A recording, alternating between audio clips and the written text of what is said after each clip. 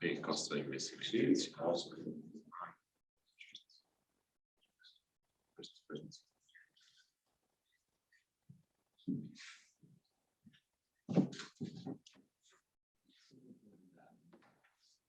Sono andato, Sì, ma ancora no?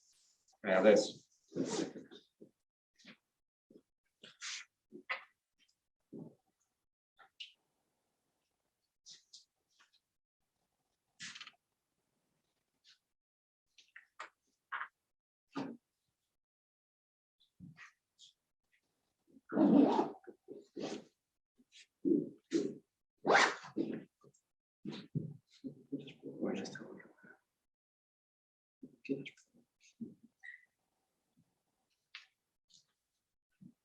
Con Michelangelo le nostre cose intanto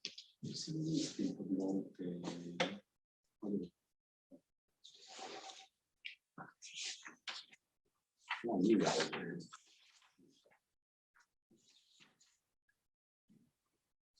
Okay, are you ready? Good. So happy New Year to all of you and welcome to this first meeting of the Cañada Blanch Center at the LSE in this Lent term 2023. I got the pleasure to have with me Professors Riccardo Crescenzi and Carlo Pietrobelli. Daria Taglioni, unfortunately, is ill, so she's not going to be able to make it. It was expected. And we're going to be dealing with a topic that is of maximum interest these days, which is the whole idea of global value chains and how do they impact on regional development in the case of Latin America. And if you allow me, I'm going to just give a few words and make a few words about the situation in Latin America in recent times. And then I'll leave it to the experts to decide how can global value chains and for regional development in Latin America actually influence and affect future economic development prospects in these countries.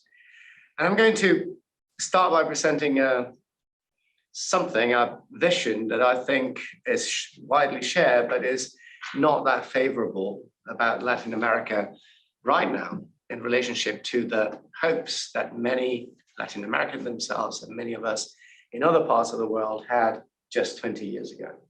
Because by 2000, just 20 years ago, we all had the impression that Latin America was going to be the continent of the future, the one that was going to take off, the one that was going to actually make a significant leap and achieve significant greater development for its citizens. And indeed, with variations across countries, across regions within countries, what we had was a relatively good decade of the 2010s. Sorry, the 2000s. Yet, the last decade has been relatively bad for the continent as a whole. Economic growth has stalled and has stalled significantly. There are exceptions. Countries like Panama and the Dominican Republic, which are the ones that are fundamentally more connected to the rest of the world, seem to have done far better than, for example, a country like Venezuela that has had the worst performance in the whole region, but also Haiti not doing very well. And many of the giants, Mexico represented here, Brazil, Argentina, not doing also particularly well in this period.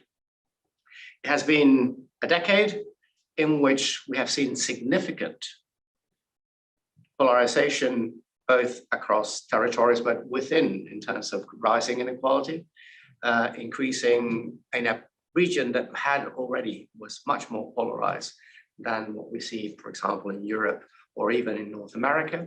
Well, North America, US and Canada, of course, many parts of Latin America are North America. And also, it has been a country or a continent in which what we have seen has been a significant change in trade dependency, in which the main actor, that for long was the United States has become far less prominent, and its vacuum, with the exceptions of Mexico and Colombia, although Mexico and Colombia has also grown, has been fundamentally filled by investment from China, with all the implications, that positive and negative, that it might have. On top of that, what we have had is that it never rains, but it pours. And the COVID pandemic hit many Latin American countries particularly hard.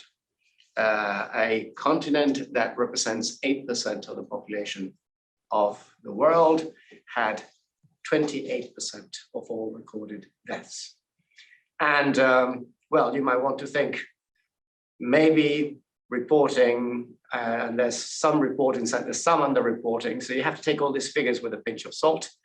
But countries like Peru, countries like Mexico had a particularly bad pandemic. And when you put all this together, it has led to a significant disenchantment by young generations of Latin Americans that is increasingly reflected in far more polarized politics, weaker states, and more fragile democracies than what seemed a significant shift towards what would be, let's say, strong democracies in the continent in the 1990s and throughout that, from the 1980s onwards. So there has been a regression also in terms of politics. Now the big question is, how do we get out of it? How do we go back or move out, spring out of a lost decade like the 2010s that to a certain extent replicates the 1980s and make most of Latin America dynamic again? And what is the role for global value chains to participate in this sort of process of regaining and redynamizing the whole of the continent? And in order to do that, we have two experts. I'm going to introduce you both in turn, not together. So I'll start with Riccardo, and then you can do your speech, and then I'll introduce Carlo. But we have our local Professor Riccardo Crescenzi, who is my colleague at the Department of Geography and Environment at the LSE. I have his biography here, but I think I can probably say it by heart. He's a professor of economic geography with us, and he has been with us since, if I believe well, 2008, and a professor since 2014, 2015?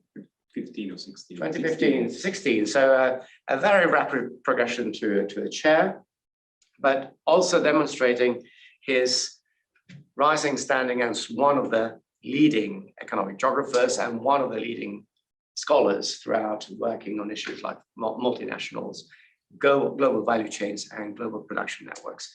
He has held an ERC consolidator grant, so the biggest grant you can get in Europe, in which he developed his big project on the role of multinationals in the world, and has been very, very active on several research fronts. On top of that, what he is now is starting his new journey as an editor of the prestigious regional studies starting this week. So I wish him all the best. So whenever you want, Carlo, the floor is, oh, by the way, I forgot the most important part of so many papers, is that we're also here presenting from a global perspective his book, Harnessing, with Oliver Harman, Harnessing Global Value Chains for Regional Development. That has just appeared because it's one of the first books with the data 2023. So I think you're going to focus a lot on what you have in the book, and then you're going to zoom in slightly into Latin America. So without further ado, the floor is yours, Riccardo. Thank you, Andres. Thank you very much for hosting me and for giving me the opportunity to discuss with you and Carlo today about harnessing global value chains in the context of Latin America. Should I use the microphone, or is it okay? It's okay. It's okay. Fantastic. Can I use it? Let's see. Yeah, it works. Thank you. So what I will try to discuss is mostly a little bit of the basics of global value chains and link global value chains with the big questions of local and regional economic development. And this is like the the book that Andrés mentioned before. If you are interested, it's available online. So, like I said, the first key point is what can we learn from global value chains that can help with local and regional development in Latin America in order to leverage the opportunities offered by global value chains for economic development on the ground. And the book makes 3 key points. The first is that what we need to do is to understand how global value chains touch on the ground, touch down on the ground, and how this touching down can generate economic development opportunities. So that's the first point that we discuss in this book, is how to look at global value chains that have been traditionally explored from an international economics perspective, how they can be reconceptualized and understood as drivers for something that happens on the ground at the local and regional level. The second point is we try to see, okay, how can we really understand the process of embedding? How can we really see how global value chains can generate economic development opportunities? And we focus in particular on how they can drive the process of upgrading. So trying to see how regions can change what they do within global value chains and across global value chains in terms of upgrading, moving towards progressively more sophisticated functions within global value chains. So this changes a little bit the way in which we think about economic development and local economic development. That's something that is not necessarily to do with technological change with innovation, but with different ways to understand regional trajectories. And the third key point, the third important point that we make in the book is how can we use evidence to inform this process? How can we bring evidence that comes from across the world to inform policies designed to facilitate upgrading in and through global value chains? So these are the 3 key points that we make in the book that I will try to briefly discuss with you today. So what is a global value chain? Well, when thinking about it, of course, it's maybe not necessary today, but I think it's helpful because it helps us thinking regionally about global value chain. So when we think about global value chain, we can really see a global value chain as describing the full range of activities that firms, for example, and workers perform to bring a product from the very initial conception into end use and beyond. So it includes all the activities such as design, production, but then marketing, distribution, and then support to the final consumer. Okay, so that's what we mean by a value chain. And these value chains, this whole set of stages are progressively more and more being organized in multiple countries across the globe. So we move from the traditional understanding of also trade across countries in terms of traditional competitive advantage and comparative advantage in goods and services into something different. If we think about global value chains, we more and more think about not only final goods, but we think about intermediate goods. We leverage here the traditional, if you want, example that comes from the World Bank that Daria has used in the World Development Report. If we see a bike, then we think about how many goods do we see? And usually the idea, okay, yeah, well, that's a bike. That's one final good, yes. But if we zoom into the bike, if we think about the production process of a bike in the value chain perspective that I mentioned before, we can see the different parts of this bike come from and are produced in very different countries, and different countries across the globe are really the big exporters, the big producers of the different components of this bike.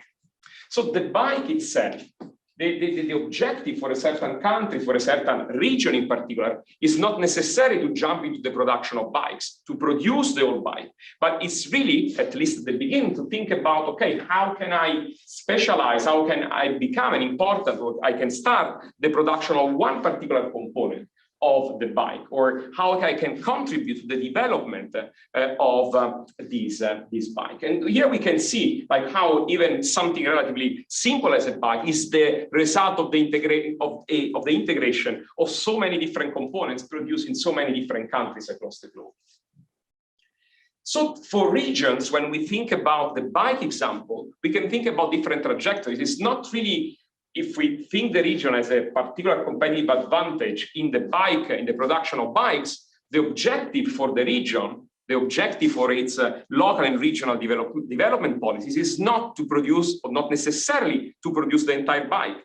The issue becomes how, for example, the region itself can upgrade vertically or horizontally. For example, going from the production of a bicycle brake into the design of bicycle brakes. So you can remain, the region can remain within the production and can maintain a specialization in one particular component, but can think about its change in terms of doing something different from the simple production of the brakes of the bike into the design, for example. So moving into more like sophisticated, high value added activities by producing the same component, but doing something more sophisticated along the value chain. So the design of the brakes, that is what we call the vertical upgrading. A different option might be what we can call an horizontal upgrading. So going from the production of bicycle brakes into the production of something more sophisticated, still production, so we are still in the same stage, but of car brakes that are more sophisticated and add more value. So we have different like possibilities within the same, without the need to produce the entire bike, that change the way in which we can think about the policy messages and the strategies that firms and regions can put in place when thinking about their development prospects. So why do global value chains matter for regional development? Well, they matter because they change the way in which we think about the objectives themselves of local and regional development strategies.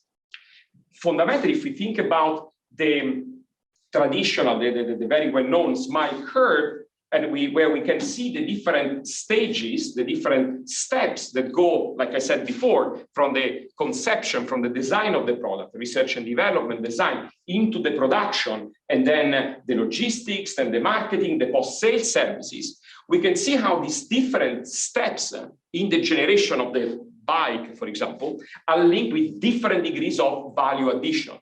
So what adds a lot of value to the individual component or to the bike is the research and development behind the bike, the design of the bike, or, for example, the marketing and the services, but not necessarily the production itself. So this tells us that moving along the value chain can attract different degrees of value addition to the different regions.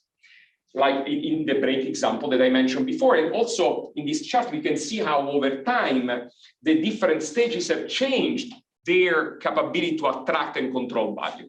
Production has become less and less a way to generate value, while more and more value has gone particularly starting in the 2000s, in the research and development, the design, and then in the sale and in the post-sale support.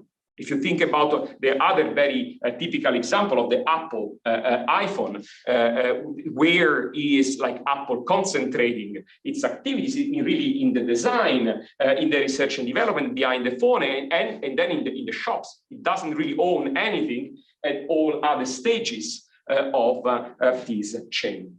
So for regions, the story becomes different. It's not really like how to go into new products, but it's really how you can do with existing specialization patterns, moving towards more sophisticated stages of the value chain.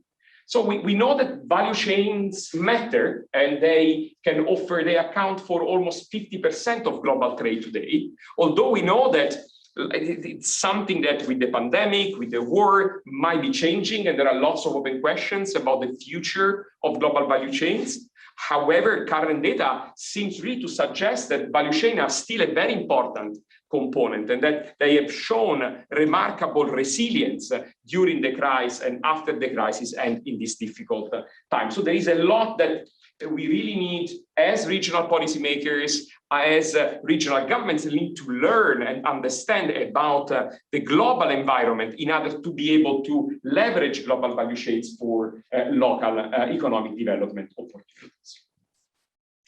So how can regions really leverage global value chains to their enhancement as part of their local and regional strategies?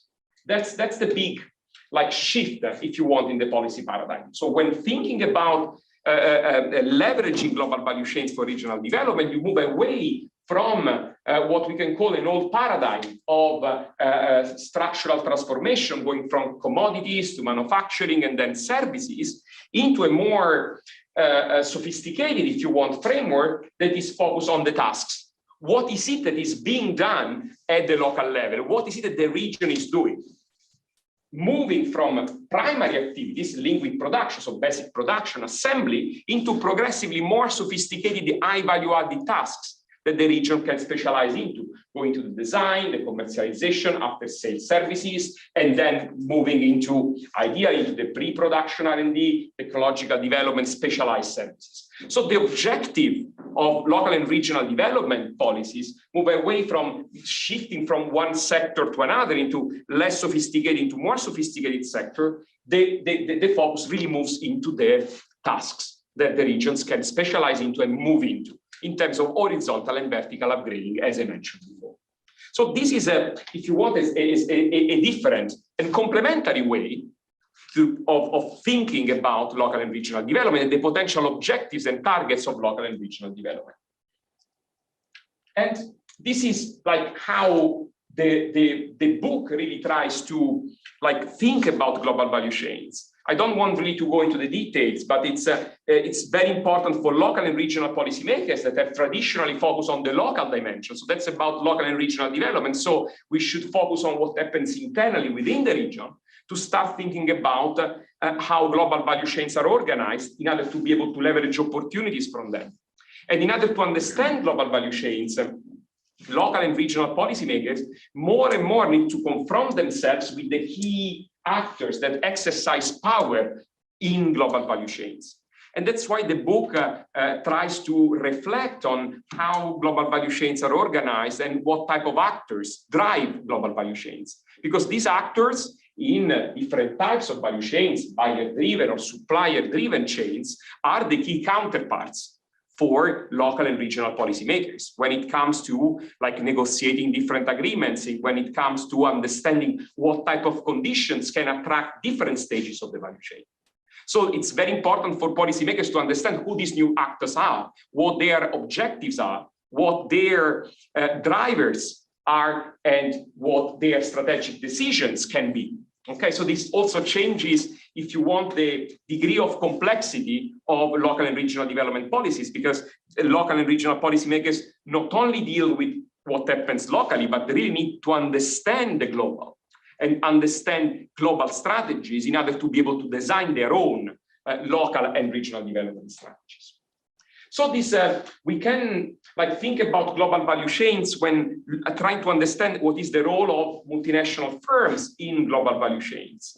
And when we want to zoom into the regions in the book, we try in particular to understand the role of foreign direct investment in what we call this global value chain policy loop. We go from global value chains to multinational enterprises as big orchestrators of global value chains that local policymakers can really engage with, through then zooming into the tools that multinationals use to control activities in multiple countries, foreign direct investments. And then we see, okay, this is the role of the region. This is where global value chains and regions can really get in touch and interact. That's the strategic level at which local and regional policymakers really need to think about when organizing their own strategies. So the book, in a sense, tries to leveraging examples from across the globe, including Latin America, tries to ask and address three fundamental issues: how we can build global value chains, so how regions can contribute to developing and generating global value chains; how regions can embed global value chains through foreign direct investment, so how they can attract particular points in the chain and embed these particular point of contact into the regional economy, develop the link, make sure that regions and local actors are really contributing to the chains, that the point where the value chain touches the ground are not cathedrals in the desert, are not things that are disconnected from the regional environment. And then how public policies can, in practice, based on evidence, leverage global value chains to the benefit of the local economy. So that's how we try to organize our discussion of global value chains to the benefit of local and regional policymakers. I will not go through each section of the book. Of course, I just would like to focus on the issue of horizontal and vertical engagement with global value chains, because we feel this might be particularly helpful when discussing about opportunities for Latin America and how this way of thinking about local and regional development can help regions in Latin America to engage successfully with global value chains. So when we think about the global value chain segment, and we think about how global value chains can be orchestrated by multinational enterprises, we say, okay, the way in which multinationals are going to control different activities in multiple countries along the chain is through foreign direct investments. And foreign direct investments really happen in specific regions. So for foreign direct investments and activities controlled by multinationals to bring segments of a particular value chain into the region, we need to have the right horizontal conditions in place. We really need to have a set of conditions that facilitate and make it possible for foreign firms, for firms that want to pursue activities linked with a particular segment of the value chain in the local economy to be able to function and engage with the local economy. And this horizontal engagement has really to do with policies linked, for example, with hard infrastructure, with soft infrastructure and connectivity, incentives, and we will discuss how these incentives, in particular fiscal incentives, have been used. Andres was mentioning the example of Panama, for example, in different countries in Latin America. Human capital and education, skills and training that can be targeted to particular tasks associated with different GVCs, labor market regulations and framework, standards and certifications, etc., etc. So these fundamental conditions are not very different from what we have been generally advising in terms of this is good for local actors, this is good for the traditional understanding of local and regional development and for economic development in general, as well as for foreign actors and specific parts of the value chain to function on the ground. However, what we argue in the book, so we don't say this horizontal engagement, this sort of horizontal background conditions are not important. They are indeed very important, and part of the failure of Latin American regions to benefit from global value chains and trade is linked with the lack of some of these fundamental conditions. However, we also argue that what we need in this particular moment of globalization in order to engage for regions and cities to engage successfully for global value chains is to go a step further. We need a proactive vertical engagement with global value chains. So while the horizontal engagement is fundamentally important, for when we think about global value chains, when we think about local and regional development in a GVC perspective, and is important in general. But we also need to go a step further and think about a vertical engagement with global value chains. That is what most of the regions are not necessarily doing or are not doing in the right manner. So what we think is that we need to proactively think about how institutions and organizations can be mobilized in order for regions to engage directly with the global actors that I mentioned before. And we discussed some examples in an evidence-based perspective, for example, mentioning the European experience with the investment promotion agencies. So targeted agencies that deliberately aim to attract specific type of foreign direct investment to match the local environment and generate the right conditions for these investments to be embedded into the local environment. to couple this with local linkage units. So attracting, for example, investments, attracting foreign activities is not enough. You really need to make sure that the local content is there, that these foreign activities embed more and more of the local value, that leverage the local assets in such a way as to build a resilient connection with global value chains, as well as to drive a process of domestic upgrading, so that also local activities, local firms and workers will benefit from the process of upgrading. So we think that the horizontal and vertical engagement with the global dimension should become like key points of reference in all local and regional development strategies. And when this fades, and both components in different cases have been weak, relatively weak in the Latin America example, when we fix these two components simultaneously, we might really have like important opportunities in terms of local and regional development strategies.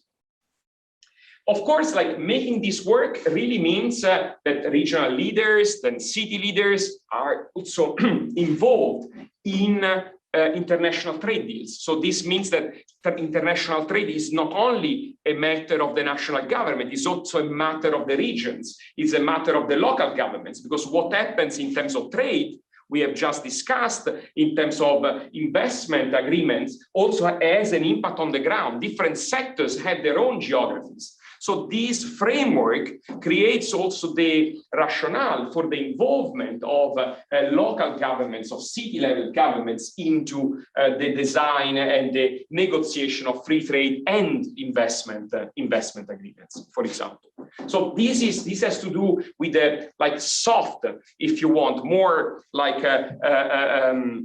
political and is the institutional design area of public policies, as well as I mentioned before, with the design of specific agencies that might have the specific function of engaging with global value chains. And we have looked into this with the European example that has shown, when you try and look at the impact of dedicated agencies targeting the attraction of foreign direct investments to less developed regions in Europe, when we compare regions that do not have an agency or regions before the agency starts being active and targeting a particular sector with a region or with a region that has an agency that proactively targets a particular sector, we do see that looking at we are looking at less developed regions in Europe. So regions that have a GDP per capita below 75% of the EU average, and we are looking at knowledge-intensive investments. And we do see that when an agency is active, even in the places where institutions are weaker, the less developed regions of Europe, okay, think about Southern Italy, for example, but when these agencies are present and proactively target foreign direct investments, they are capable of establishing the links that I mentioned before. They're able to attract 71% more FDI vis-a-vis the non-treated, the regional sectors that do not receive the support of a dedicated agency. So this shows that engaging with global value chains through FDI is possible, and it is possible in places where institutions are relatively weak, where dedicated agencies with a clear, narrow mandate are established and put in motion and are given a clear mandate in terms of a selective sectoral target.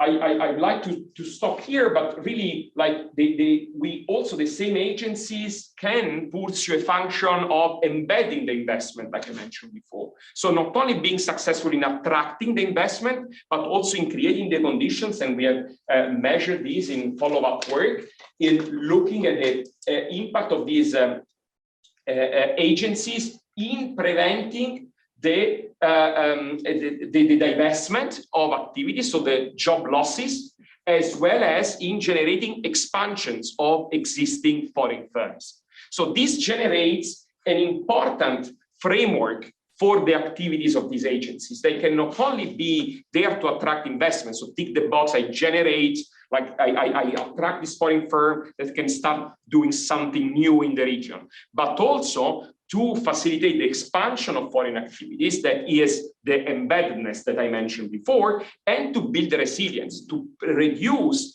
divestment, to reduce the divestment by foreign firm vis-a-vis what would have happened again against a suitable counterfactual if, say, the agency is not there to support the activities of foreign firms. So we see this is a broad-ranging set of activities that dedicated agencies can pursue at the local level in order to proactively engage with global value chains and build not only new opportunities linked with the foreign activities, but also resilience to shocks. So Carlo will bring in a more, if you want, a critical and nuanced perspective, in particular with reference to Latin America. But I think it's very important to see how also thinking about global value chains for regional development can bring in new ideas when it comes to supporting the green transition, how what we call the green global value chains can be important tools to facilitate the green transition in the host regions, how greening value chains can have a knock-on effect on the host regions and can be used as a tool to facilitate the green transition in less developed regions, for example. But also important new ideas come with the reference to the digital transition, how the use of artificial intelligence and new technologies changes the way in which global value chains can be leveraged, how work from home, for example, and the use of digital technologies on the workplace can generate new opportunities in regions by leveraging global value chains in services, for example. So there is a whole new agenda, but a whole set of new opportunities for local and regional policymakers to embrace global value chains, understand global value chains in the changing environment that is resulting from the pandemic and geopolitical tensions, and see what opportunities are there and how these opportunities can be leveraged at the local level. I stop here and I leave the floor to Carlo. Thank you very much. Thank you very much, Riccardo. And let me just first introduce Carlo Pietrobelli, who is it's an actual luxury to have him here, and we're very grateful that he agreed to come and talk to us. And Carlo is UNESCO Chair in Science, Technology and Innovation Policies for Sustainable Development in Latin America at the United Nations University, Merit in Maastricht. And he's also a professor of economics at the Roma University, where he has been dean until relatively recently. In his previous life, he was an adjunct professor at Georgetown University. And during a relatively long period in which we had significant interactions, he was the lead economist, 2009-2016, the lead economist at the Inter-American Development Bank, where he led the preparation of development loans in Latin America and the Caribbean on issues that are so relevant for today, like, for example, innovation and industrial policies, on cluster and value chain programs, small and medium-sized enterprises, and of course, the topic of local economic development. He has a broad range of research interests that go from development economics to innovation, trade, and industry in developing countries, and has published widely in international journals. And his last books were published by Harvard University Press, Edward Elgar, Palgrave, and Routledge. I can highlight among those the impact evaluation of cluster development programs, methods and practices, and also firm innovation and productivity in Latin America and the Caribbean. And today, he's going to then zoom in into these global value chains in Latin America. So without further ado, Carlo, the floor is yours. Thank you very much. Thank you, Andres. Thank you, Riccardo.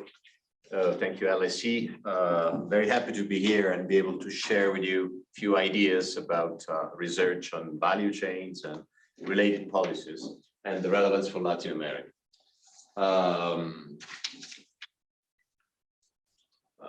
We heard already about the GVC approach. This approach has become increasingly popular over the last few years, couple of decades by now. Sorry to interrupt you, Carlo. If you go over there, you're not, people in YouTube cannot see you. So up to that limit, which is that table over there. Right. Sorry, I usually walk when I talk, but I'll try to be in the area. No, yes, Right. up to here. Up to here. Wonderful. All right. So the GVC approach, is this new? What is new in this approach? I think that there's a few keywords and a few elements that need to be emphasized relative to the past. The role of lead firms, the role of networks, the role of the governance, the way of organizing the chain and the relationships within the chain, as well as the flows of knowledge and the flows of technology that GVCs make possible. GVCs was initially interpreted as essentially a trade phenomenon, but I think is also remarkably an innovation and knowledge and organization related phenomenon, where inter-firm linkages can have remarkable bearing on the development of firms, on the upgrading and innovation by firms within value chains and elsewhere, and so on. And in particular, given that we're talking about value chains today and Latin America, is this moving? No. You have to. Red one. No, let me just. Right hand side. We can do it. Yeah. No, Do it now. Do it now. Right? Yeah. Nice moving. All right. So given that we're focusing our attention on Latin America, I gathered a few slides on the evidence of Latin America. And we see the first striking fact on Latin America is that Latin America is far behind other regions of the world in terms of GVC participation. Here we measure GVC participation as a percentage of total exports. I won't go into the methods, but essentially it's a way of looking at to what extent international trade is organized along value chains. And we see that the highest participation is enjoyed by Europe, the lowest by Latin America, and in between we have Africa and Asia. And of course, we're not surprised by Europe. I mean, it's a largely integrated area. For Latin America, we are perhaps a bit more surprised that it's down here. Is this good or bad? It depends. We need to deepen the analysis and understand a bit what the role of GVCs can be in promoting development and enterprise development. And if we dive into Latin America, we see there's huge differences within the region. Again, the same indicator over a period of almost 30 years. And we see countries that have been relying on GVCs in terms of their international trade up to 50% or more, or others that didn't even reach 25%. And you may try to guess who are the countries up there, and they're mainly, the first one is Chile, second one is Peru, third one is Mexico, and down here we have Haiti, and we have Dominican Republic, and we have Paraguay. What's the difference? And behind this, there's also an issue that has to do with the mode of being part of a value chain. When we measure value chain, we look at backward and forward integration. That is, we look at to what extent countries contribute with inputs into other countries' production processes and exports, or to what extent countries receive inputs from others, assemble them, package them, add value to them, and then manage to export. Within Latin America, we see the two opposite models at a very large extent. That is, look at Peru, for example. That is essentially, we know it, a large provider of natural resources. That is, forward participation is much larger than backward participation, meaning that Peru is producing copper and silver and wood and natural resources that are then employed to export by other countries.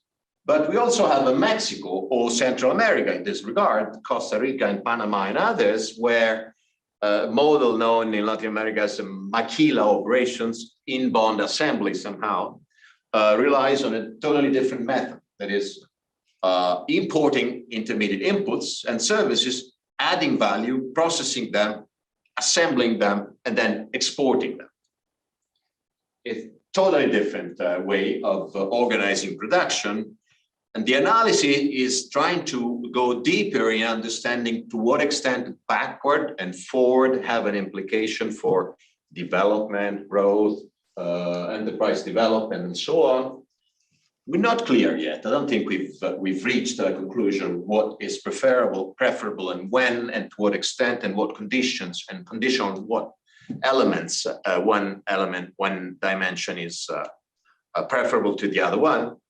To be true, the reality is that this heavily depends on the nature of comparative advantage in each country and the resources they have and the kind of advantages they can offer. Mexico mainly offers low-cost labor, whereas Peru offers natural resources. And therefore, the prevailing GVCs are different, as I was explaining. And in addition to that, in these years of COVID and pandemic and war and rising protectionism, and a lot of countries have been promoting policies to induce their firms to invest back in their own countries, notably the US as well as Europe. I mean, the fear of deindustrialization in Europe has been leading many countries to invoke their own firms to invest back and bring back part of their activities instead of investing in China or Bulgaria or somewhere else from Europe, bringing them back. And to what extent is this really happening? There's a lot of discussion, a lot of newspapers talking about this, and policymakers, and bringing the usual jargon, talking about bringing jobs back home, which we heard from many policymakers. We tried to, in a new working paper that came out yesterday, as a matter of fact, we tried to develop some thinking and evidence on whether any of these elements, that is shoring back activities or shoring in nearby countries or shoring to friendly countries that promise to be more friendly to us and therefore provide us with stronger guarantees to ensure continuity of activities, continuity of employment, and so on. We looked into the evidence for Latin America, and we also wondered to what extent Latin America would be ready for this kind of processes. In a nutshell, Latin America does not seem to be ready, and very little of this is happening in Latin America. For as far as the evidence is concerned, we tried to use different macro and trade and sectoral data and trading value added and so on. I'm showing you just one diagram here, which is the evolution in the share of US inputs as a percentage of domestic demand. That is, domestic demand in the US is 100. We wondered to what extent this is fulfilled by imports, and imports from which country, which region of the world. And what we discover here is something that we probably would expect. That is, in gross imports as well as in intermediate imports, China is leading the plot here. In imports and final goods imports rather than intermediate goods imports, we see that Mexico, the dotted line, the black dotted line up there, is doing fairly well, much less in terms of intermediate imports, reflecting that kind of specialization in GVCs of an assembly type, where they import intermediate goods, assemble them, and export. But we see the rest of Latin America is this dotted line down here, dotted line down there. It's really below the plot, it's really behind in terms of showing evidence of rising nearshoring or backshoring. This is very difficult to because this has a remarkable firm level dimension, but we did our best to try to gather some evidence.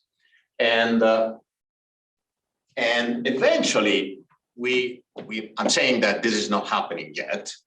I'm wondering to what extent this might happen and whether Latin America could be eventually ready to attract this kind of investments and to benefit from them. Because one thing is attracting and the other one is, as we learned from Riccardo, that building and embedding and you know, growing capabilities together with investment, or thanks to investment. And we try to, you know, a bit of imagination, trying to put together a number of data and evidence, trying to measure to what extent a country would be ready to attract and use this for investment by thinking about physical infrastructure, digital infrastructure, the technical human capital of different kinds, investment in innovation of different kinds, resilience, proximity to markets, and so on. And the evidence we gathered, again, is not very promising for Latin America. So it doesn't seem to be, even if this process of reshoring and backshoring by multinational corporations that used to invest elsewhere, they could decide to invest and source some of their activities from Latin America. We don't think that so far Latin America would be ready to encourage this process. In light of all this, and somehow reflecting what Riccardo was mentioning before and his recent book, my main argument today is that GVCs are so widespread and are changing the way of organizing business to such an extent, in spite of the recent decreases and in spite of the doubts about the rising protectionism and the fears of the war and the pandemic and so on, but it's still 30, 40, 50, 60% of total trade. So it still matters a lot. And this needs to force us to rethink deeply about economic policies. A number of policies need to be reconsidered in light of this different way of organizing production. And to this aim, together with two colleagues, with Roberta Rabelotti and Heidi Van Asche, we developed, we promoted a special issue in the Journal of International Business Policy, where we called for papers that somehow refer to the idea of policies with the GVC component, or with the GVC focus. And we managed to receive a number of different papers. They were published last year. And thanks to all these papers, we managed to induce somehow a typology of different forms of value chain oriented policies. And these are the four categories. This is not something we defined ourselves, but it was induced and derived from the data, from the evidence, the qualitative evidence of these many different papers that were presented to be published in the special issue. And we found out that some policies have as the main objective the attraction and the increasing and strengthening the participation of local firms into value chains. Secondly, there's a rising number of policies that aim at capturing value. Using Riccardo's language, we might translate it into embedding or reshaping and so on. So really, the value that is offered by integration into value chains is not taken for granted. It needs to be captured, needs to be actively extracted from the chain. But at the same time, many countries realize that GVCs also have a downside, also bring about exploitative practices many times, environmentally unsustainable practices many times, and therefore a number of policies were created to take into account this inclusiveness, this inclusiveness dimension, and try to induce global firms to behave differently and organize activities differently and so on. And finally, the most recent category is the category working on resilience and strengthening the resilience of the country vis-a-vis value chains. we studied a bit the economic rationale behind these different policies, and we discovered that participation and integration policies tend to replicate the traditional reasoning of horizontal policies, so the kind of doing business style, the kind of facilitating and making easier international trade by improving regulation, by strengthening infrastructure, by reducing obstructions to markets and protection and so on. Whereas value capture policies typically find their justification in vertical activities, and therefore, things like the typical market failures related to power asymmetries, related to information asymmetries, related to coordination failures, and so on, that induce countries to think that policies would be required in order to help firms capture value from the value chains. And then inclusiveness policies, and increasingly in inclusiveness policies, we discovered that there is an effort to engage lead firms, to engage large corporations into this process and induce them in contributing to improving social and environmental welfare. And finally, with resilience policies, the overarching worry by most governments is the worry of making sure that they manage to provide the public goods and the necessary services and goods whenever an emergency arises. And therefore, this has been inducing countries, for example, to move part of production of drugs back home, or modify the shape of the value chain depending on this objective, and making sure that it can fulfill this kind of objectives. If we go to the specific tools and instruments of public policy, we managed to get this long list of examples in each of these categories: removing obstacles to trade, improving the business environment, strengthening skills, linkages, providing business services, different kinds of reforms, promoting private and social environmental sustainability standards, and so on. So you might say, we already know this, we've seen this for many years. What is different? If we did not frame this with the GVC language and this kind of GVC approach, we could have end up saying that this is something that we've seen for years and years. And I don't think so. I think there's something new in this regard. And this is what we called in the introductory paper of the special issue, the trifecta, la triplice, the three elements that we think make these kind of policies different.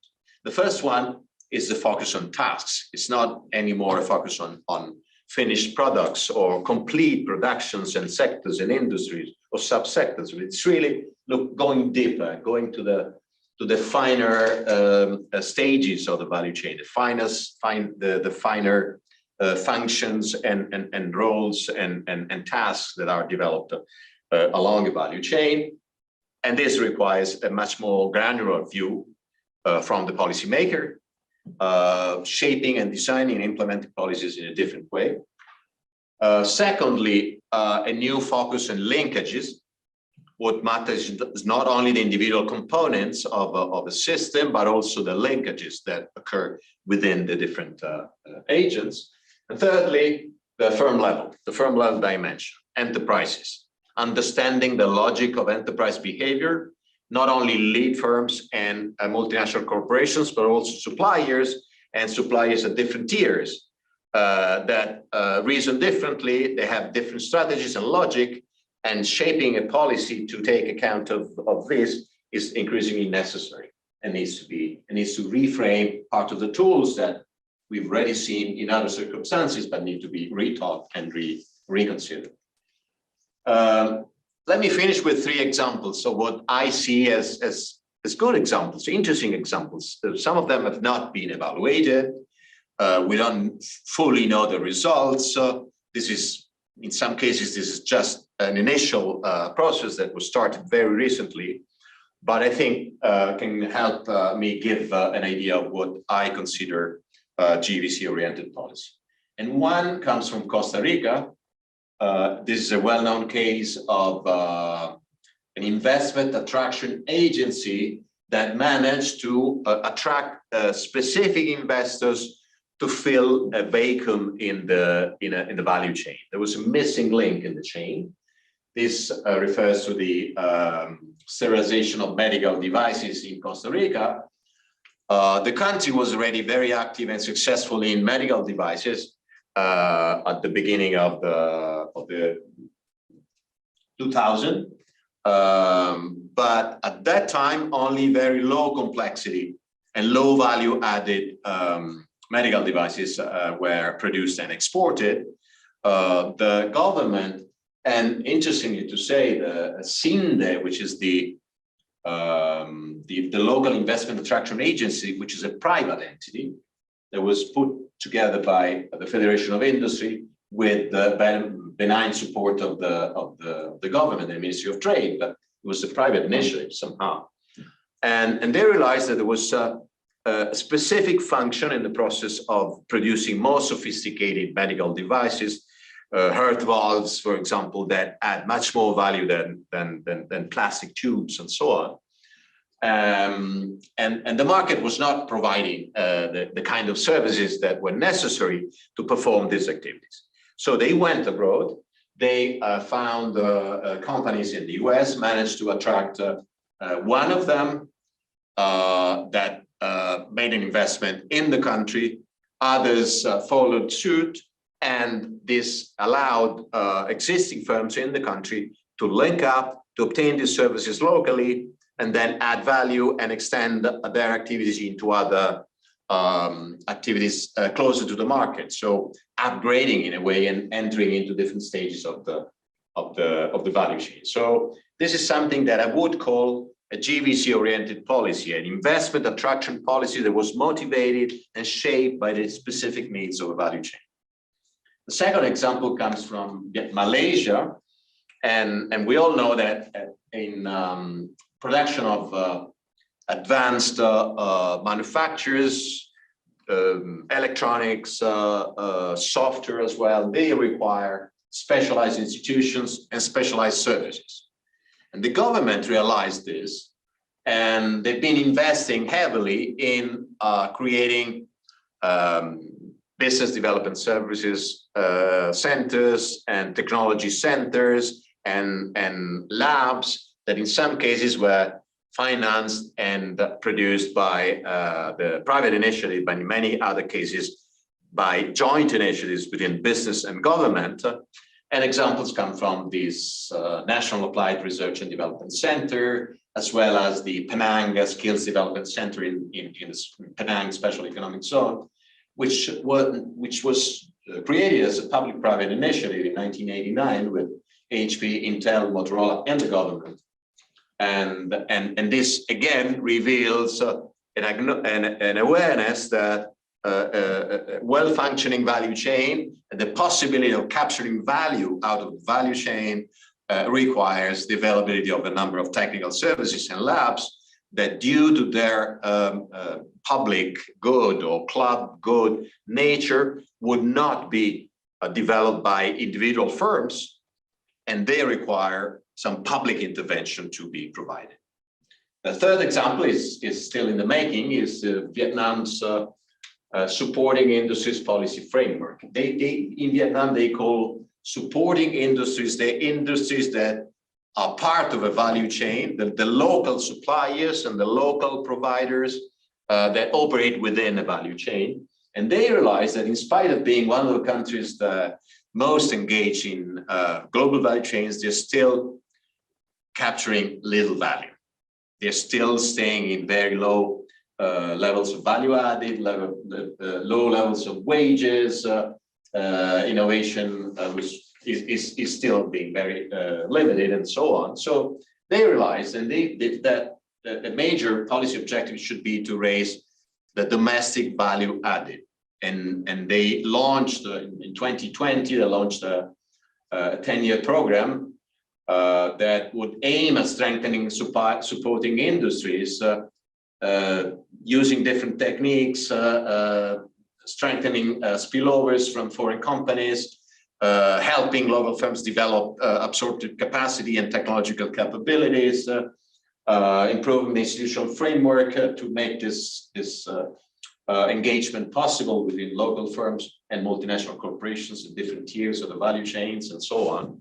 So another interesting example of how policy should take a very encompassing integration-like approach to consider different dimensions of a value chain and exploit the potential offered by business as well as government and shape new policies that take into account this new nature of value chains. This is all, of course, I'm here to discuss with you elements of this. To what extent this is desirable for Latin America, we're still working on that. But I think there's still a lot to do in order to increase awareness of how these policies may look old, but they need to be designed in a different way and implemented in a further different way. Thank you. Thank you very much, Carlo, and thank you very much, Riccardo. I think now we have until 8 o'clock, so we have some time for questions. And before I start, I think we have raised quite a lot of important issues. Why don't you come here to the middle, and then we can share, and we can also see Carlo. So you can get the projector. Fine. Are there any questions coming from the audience? Yes, go ahead, and please state your name. Thanks. My name is Amir. I have a question, I guess, that applies to all, which is, the global context of reshoring, friendshoring, which I was surprised to see it's already kind of studied and analyzed. So in the context of the trade wars and geopolitical competition between US and China, especially around low carbon technologies, to what extent do you think that regions like Latin America could benefit from it to attract the much desired and controversial supply chains around low carbon technologies, right? Whether it's solar cells, electric batteries, they might be missing capabilities, but this is kind of where both of your presentations really overlap, right? So do you see any discussion around it? Is it only political? I mean, how much do the politics really shape that process? No, open-ended, but very timely. This is a big question, huh? Behind my argument here, there's the idea, the intuition that GVCs are important, can be important, but they're only one piece of the story. And I would go back to the old ideas of the need to invest in local technologies, local capabilities, local institutions. So GVCs by themselves alone, they would not solve problems unless they are accompanied by local effort to combine the or to help local firms exploit the potential and then capture value. From what we are seeing, Latin America does not seem to be very strongly committed or well equipped with this kind of favorable circumstances. But I think that's something that one has to learn how to deal with, because this is something, this is there, and this way of organizing international trade is there. I don't think it's going back to a large extent. I think, Carlo, the experience of Latin America is also very scattered geographically, in the sense that you have like specific hotspots that have been able to like link up to global value chains and generate like local benefits. The I think the big question is how and to what extent these benefits can materialize in an inclusive manner, can really like spread outside the specific special economic zones or areas that have benefited from particularly favorable regimes. Mm-hmm. So how and to what extent, without this particular support or keeping this support focused on specific sectors and specific areas, then benefit can go outside the target areas and generate sustainable development outside the specific hotspots, the specific hubs. In terms of like linking with opportunities linked with the green transition, of course, it's clear that there are important opportunities also in technological terms. Mm-hmm. And that might allow specific industries to like move up the value chain and go from extraction, from simple processing of minerals into like trying to incorporate locally more and more of the value and so take this opportunity to engage in a new manner with global value chain. So I think it is important to like give in particular local policymakers the sign that there are opportunities out there, that there are global and that link with the green transition, link with this new evolving organization of green supply chains that can generate benefits at the local level. It's still like unclear how and to what extent like Latin America as a region overall is equipped with the right conditions, but there might be like local exceptions. There can be places where this process can be started and triggered, and there might be places where then change is diffused more widely. In the book, we try and argue that engaging with foreign firms, engaging with global value chains can also be like a way for institutionally weaker regions and countries to get started somewhere, can be an important like stepping stone to get started also with the process of institutional change. Yeah, no, I agree.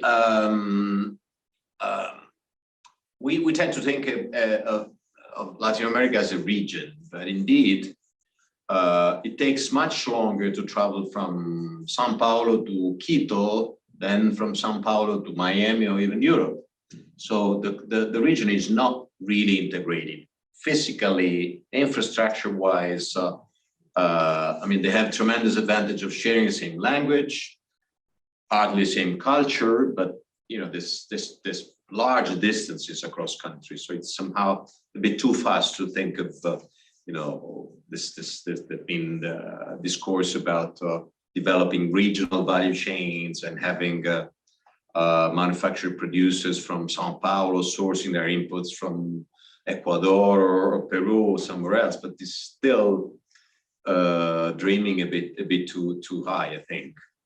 But of course, I agree. I mean, the big challenge, I mean, beyond value chains, that the major challenge that Latin America is facing is the tremendous inequality. I mean, there's still a few countries in the region are still the most unequal countries in the world. And that's problem number one, GVC or non-GVCs. If I may intervene here, I think you raised, I mean, apart from this rather pessimistic view of the situation in Latin America, the question is, how can you get, because you raised the question now, Riccardo, at the end, this learning processes that would facilitate that any sort of participation into global value chains would have some sort of impact on the wider network of local firms, which evidence coming not just from Latin America, but from many less developed countries tends to highlight that the benefits, if anything, are very much constrained to the areas where that happens, whether it is very specific special economic zones or certain areas and not beyond that. And Riccardo, in your presentation, you raised two sort of dimensions: the horizontal dimension, which is doing what has been done or has been tried to be done in the past, improving human capital, improving soft infrastructure, hard infrastructure, given more incentive, like for example, Panama, that was mentioned before. I'll go into these countries later and the differentiations. But you also put the emphasis, and as you put in your book with Oliver, on the vertical, the presence of agencies. But one of the issues here, and I think that the examples coming from Carlo highlighted, is can these agencies really work? First, in the absence of the basic conditions. So if you haven't got the right human capital, you haven't got the right infrastructure, you haven't got the right sort of firms, local firms that can become the producers, well, the suppliers, and sometimes the customers. So that we can build backward and forward linkages. Can they work? And second, if you have weak institutional conditions, for example, widespread corruption, how can this, let's say, vertical agencies, the investment agencies that would link, bypass that corruption and become honest brokers that would attract the best sort of investment that would match, let's say, the local economic fabric? Yes, Andres, this is an excellent question. I think the proposition that comes from the book and that we try to support with evidence coming from different cases is that the engagement with the global level can be like an helpful, if not a decisive, but an helpful shortcut around local institutional failure. So the idea is that where do we start? We cannot try, of course, I mean, this is something desirable to fix the institutional environment overall, to improve institutional quality in the whole region or in the whole country. But we know this is very difficult. And the fundamental question that comes from people on the ground is how do we start? How can we start to bring about this process of institutional change when this has failed, like in the case that we discuss in the book of Southern Italy, for example, for a number of decades. So the idea is that engaging with the global level can be a possible stepping stone, a possible way to bypass the local sort of lock-in, institutional lock-in conditions. And well-designed agencies that are relatively lean can be also, that do not necessarily need to be created ad hoc, can be particular body within existing regional governments, endowed with a very clear mandate, with very clear performance indicators, can be a means to bypass this type of local institutional lock-in situations by engaging with global actors that might be requesting, for example, certain type of skills to be developed, that might request certain type of infrastructure to be developed, a certain typology of connectivity. So using global actors to understand the nature of local institutional failure, to understand the nature of local market failures, and get started in the process of fixing this failure, and also engaging in a critical manner with these global actors, also bringing the resources, so saying, okay, this is what we can offer, but this is also what these local actors need to bring, so can bring opportunities to also to give resources, to give the right incentives for people and local actors to align their interests. So if you want this investment to happen against multiple alternative locations, then you need to put your household in order. So this can also create the right type of incentive to align the strategies of the different local actors towards a common goal. And this might be together, of course, with other coordinated measures, a way to try and get started in the process of institutional improvement at the local level. And in addition to that, I think that one should really look at the experiences that have been successful and try to build on them. Because some of the examples I was making highlight the evidence of different kinds of institutions, public, private, or only public, national, local, or cluster level, and nobody knows exactly what is working and in what circumstances and so on. But we know something has been working, and I think the great challenge is to learn from that and try to replicate it, and try to build on that, and try to really start with the institutions that work a little and help them grow stronger and use different practices and so on. But start with something that is working and has been working in Latin America. There are numbers of excellent examples of local or national or sectoral ways of designing and implementing public policies that can be strengthened, and starting from there is a good point. You mentioned how heterogeneous the region is. And of course, there has been significant diversity in terms of economic performance, especially in the 2010s. And I highlighted in my introduction that the two most dynamic countries are two that are actively engaged with the outside world. Fundamentally, the Dominican Republic through the proliferation of special economic zones, and then second, Panama, as a result of well, a huge level of fiscal incentives and the lowest level of taxation in the region. To what extent do you think that first these two cases are durable, and are they examples for the rest of the region? And when you go more into more complex sort of economies, like the big economies in Latin America, whether it is Brazil, whether it is Mexico, Argentina, Chile, or Colombia, can they learn from these small countries, or do they have to follow a completely different path? Well, I think, I mean, there's definitely something to learn, but I would say that Panama's and the Dominican Republic's strategies, especially apt for countries of that kind, that is small, closer to advanced markets, mainly the US, with especially Panama, with a strong human capital,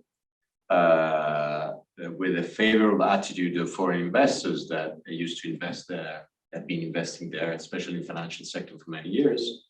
So building on that, these countries managed to be more successful than others. Larger countries have a lot of other potentials as well. I mean, these, one example, the new developments in agriculture and the use of digital technologies, what is known as smart agriculture or industry 4.0 for agriculture, that is an activity that is proliferating in Argentina and southern Brazil, that are among the leaders in the world of this kind of practices, which have a lot GVC logic with the infusion of digital technologies, and I think they have a tremendous potential. So looking at natural resources not anymore as a curse, but as a possibility to build on them thanks to different technologies, different organization, and add a substantial value to these sectors is something new that was not experienced until the last few years. And on top of that, not only digital, but also think of the all the efforts and the developments in biotechnologies, in advanced research, somehow functionally upgrading backwards instead of learning how to produce bread from wheat, going back and developing different kinds of wheat, and wheat that is more resistant to weather and different conditions and so on, with a lot of research and a lot of and this adds a lot of value. Argentina is a good example of this kind of thing. And the final question coming from me, which is mainly related to foreign direct investment. What we have seen over the last 20 years is that a region where foreign direct investment mainly came from the US became first diversified with the eruption of other actors, in this case, for example, Spain, but some other European countries like France, to a lesser extent Germany and the UK, that turn out not to be as important, as durable as, especially in the case of Spain since the economic crisis, but then also the huge introduction of China as now the main investor in Latin America. What are the implications for most of Latin America as a result of that? Because the type of investment is very different from the one that was coming from the US. And how can they maximize the benefits of having a new investor like China and minimize the potential risks that we are seeing, for example, now coming to light in the case of places like Sri Lanka, and probably the high dependency that Africa has on Chinese investment. You want to start? Yep, I think in this area, it becomes particularly important what we mentioned before of understanding the nature of your counterparts and what are like the strategic objectives of the investors that come and operate in the regional economy. And the example of China and the activities of Chinese investors, for example, in Africa, it's a very important experimental field from which Latin American authorities and governments can learn from and understand how and to what extent these investments have been able to produce local benefits, under what conditions. We looked, for example, at Chinese foreign direct investments in Ethiopia, and looked at what type of, under what conditions and what type of districts in Ethiopia these investments have been able to generate benefits, and through what channels and through what type of interactions with domestic firms. So this is to say that there might be like opportunities that is not necessarily something bad for economic development. It really very much depends on the type of engagement that you develop. When we looked at the experience of Africa, for example, when engaging with Chinese investments, we really identified the process of creating destruction that in the short run, we did see like local firms suffering from the competition of Chinese activities being established in Ethiopia. But then in the medium run, we saw like a process of like local adjustment and the development of the domestic response, and the capability of some selected domestic firms to become suppliers of these foreign investors. So the issue is really like the challenge in terms of engaging with global value chains. It's really like understanding how new investors, or all the new investors, like behave, and what are the type of benefits that might be able to generate, and under what conditions, in order to enhance these conditions and counteract the potential like side effects. Now, that make sure we mentioned, go back to the previous question, the issue of Panama. It's also very important to make sure that this type of engagement with local actors does not become the opportunity for like real estate speculation. So in terms of like creating like benefits that are not incorporated by particular agents on the ground, but that are spread in an equitable manner. So in this like reorganization of typologies of investors and in global value chains, this becomes particularly important to endow local policymakers and national policymakers with the tools to understand the strategic potential trade-offs, and to give them the right steer towards the development of the right conditions to benefit from the opportunities and minimize the potential side effects. Yeah, and I would also emphasize the risks of Chinese investments. I mean, the examples you were giving before of a foreign investment as a strong inducement to improve institutions and practices and codes of conduct and so on, which is being contradicted by Chinese investment in Africa, where they've been intentionally going and jumping over established institutions and negotiating with ministers and coming with free money. And so all the effort that governments do in order to introduce principles of good management and wise investments and so on has been overcome by these investments. So I agree, helping governments learn how to deal with investors to maximize the benefits and to look after the risks, because I see a lot of risks this way, this kind of investments from China. Okay, thank you very much. Unless we're coming to the end of our meeting, so yes, one quick question, Ivan, please. Yes, thank you. Thank you for your presentations. Were really enjoyable to hear you. Considering that the awareness of many national governments and subnational governments in Latin America is low, but I would say that it's not only the awareness, but also the willingness to develop these kind of things. What would you think that could be the role of international development agencies? Because a lot of money is spent every year by by the OECD, the World Bank, other kind of agencies. What would be the role of them to really try to increase this awareness and willingness to try to change things and incorporate this in Latin America? And also if they could influence a little bit other local agents in Latin America, like maybe universities, local universities, or NGOs, that then could start the process towards not only promotion agencies, but agencies of change in Latin America. What do you think? In my mind, international organizations should play the role of honest brokers, facilitating exchanges, working as partners. You know, many of these words have been abused in real practice, but you know, in the true sense, being a partner that is sitting next to the minister and bringing experiences from other places and helping governments to think and design and implement, evaluate and understand and learn from evaluations, all this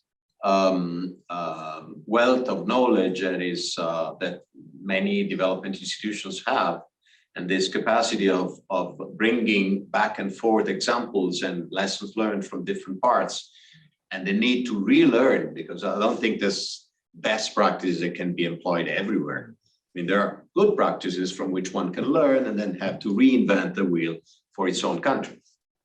That's the attitude I think this should be. But I think that in my mind, this should be the role of multinational organizations. Bringing evidence, bringing examples of what works in practice. We discussed the example of the territorial reviews for when looking at the local level, the OECD and the territorial reviews. I was considering the case I was involved in, the case of Hidalgo, for example, in Mexico, and a state wanted to develop a model of local and regional economic development at the state level, trying to leverage FDI and global engagement. Not having the OECD bringing evidence-based insights on how this could be achieved in practice is certainly something that, in particular, given the complexities of this type of policies that we have discussed, has the potential to be a discriminant factor between success and failure. So this is, of course, this needs to come from the desire and the alignment of objectives and strategies at the local level. It's not something that can be imposed from the top down as the engagement with global value chains, but multinational organizations, multilateral organization development institutions can facilitate this process by bringing in knowledge, by bringing in examples based on solid evidence on what type of tools can be put on the table that work in practice, and at the same time contribute to funding, to financing some of these tools where local resources are not sufficient. So there is this generation of demand for funds, but also supplying where necessary the funds to allow virtuous policies to emerge, to facilitate the selection of the best policies through through funding opportunities. I would add that the financing role of multilateral organizations is especially important in evaluations, because evaluation, that nobody wants to finance evaluations. Just where is a government that wants to be evaluated while they're still in power? No? And eventually the results will influence the behavior of the next government, not my government. And therefore, why should I pay for that? So I think financing it internationally and providing good examples and practices and measuring evidence and so on would be very usefully financed by multilateral organizations. Okay, so thank you very much for all your participation. Both of you for being here. I would like to thank Daria Taglioni, who wanted to come but couldn't make it. All of you sitting in this room, thanks for coming, and to all of you following us in our YouTube channel, we're grateful for your custom, for being our followers of the Cañada Blanch Center. And remember that at the Cañada Blanch Center, from now on, events are going to happen thick and fast. So immediately following this session on global value chains in regional development in Latin America, on Thursday, the 19th of January, we'll have Javier Revilla Diaz from the University of Cologne, who's going to be talking about development and the growth corridor approach in Africa. And that will be followed not that far off. So on the 9th, Thursday, the 9th of February, by an intervention by the governor of the Bank of Spain, Pablo Hernández de Cos. So keep on following us on Twitter, keep on following us on LinkedIn, keep on being informed about our developments, and we'll continue just raising all these issues that I think are very important to understand the current world we're in. So thank you very much, and see you at the next meeting.